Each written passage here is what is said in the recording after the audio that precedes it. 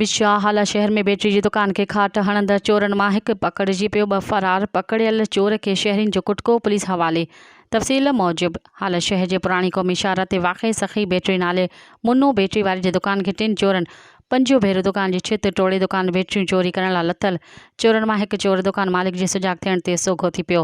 संदसि 2 साथी फरार थी विया, जंहिं बाद दुकानदारन ऐं मक़ामी रहवासियुनि पकड़ियल चोर खे सख़्तु कुटको ॾिनो ऐं फरार चोरनि बाबति पुछा ॻाछा कई। सख़्तु मारकुट बाद पकड़ियल चोर पंहिंजो नालो शहज़ाद पुट शमू ॿुधायो, जेको बिरोही मोहल्ला हाला जो रहवासी आहे, जंहिं करे कुटके बाद हाला पुलिस हवाले कयो वियो। यादि रहे त मज़कूरा बैटरियुनि जे दुकान मां 4 भेरा पहिरीं बि लखे रुपयनि जूं बैटरियूं चोरी थी चुकियूं आहिनि। पकड़ियल चोर आदि चोर आहिनि। हू शहर जे मुख़्तलिफ़ इलाक़नि मां केतिरियूं चोरियूं करण जी वारदातुनि में मुलविस आहिनि।